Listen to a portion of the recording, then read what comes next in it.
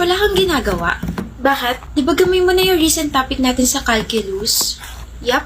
Pwedeng paturo, hindi ko kasi gets. Girl, ang slow mo naman. Ang dali-dali lang ng lesson tapos hindi mo pa gets. Ano ba yun, Zari? Calculus, yung recent lesson natin. Hindi mo gets? Hindi. Ako gets ko. Talaga? Pwedeng paturo? Ayan, okay, Krish. Ang time-consuming. No offense, Zari, pero dapat kasi gets mo na yan. Kami nga mga kaibigan mo, alam na yan, tapos ikaw. Ay naku, napapag-iwanan ka namin, ha. Bobo yarn. Hoy, umiyak yan bigla. Joke lang, ha. Puro na lang paturo to si Zari, napaka-bobo. Puro paturo, pero never naman natin siya tutulungan. Nakakairita kaya? Nang hindi nagigets yung mga lessons, napaka-basic lang naman ng mga yun. Stock knowledge na nga lang yung iba ron, eh. Ang sarap tuloy sabihin sa kanya harap-harapan na, bobo ka? Oo, bobo ka. Zari! Huh? Bakit, Sammy?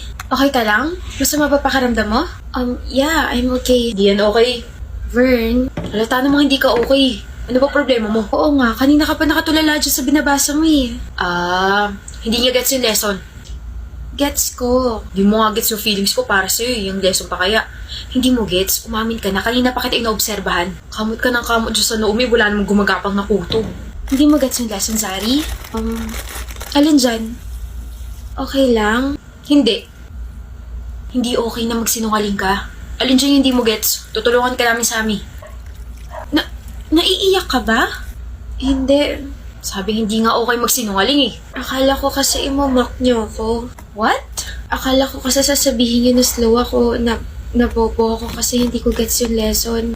Zari, are you kidding me? Kapag may hindi naman kami gets na ibang lessons, nandyan ka kaagad para turuan kami. No judgment at all. So bakit naman namin sasabihin yun?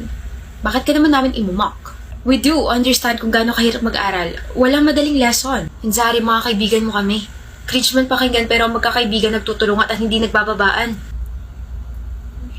There's no competition between us. Healthy competition, yes. Pero not to the point na magiging insensitive kami sa side mo.